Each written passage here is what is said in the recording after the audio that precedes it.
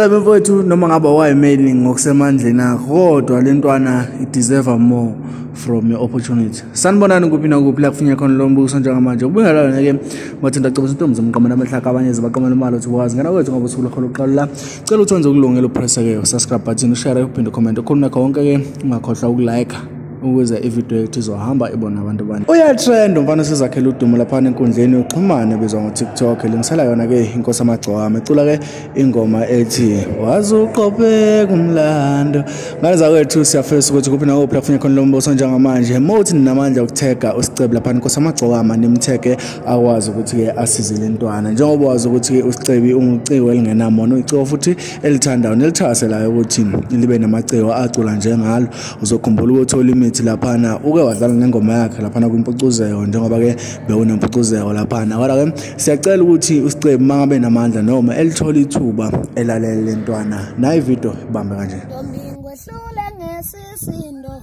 samagama othando wasuqaphe umlando lendabi yaphela ngefindo ifindo lomshado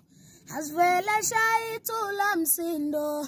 indaba ophelele emshadweni owasemathandweni sozehlukane emathuneni ntombi ngithumele emaqhizeni ngibuyele emazweni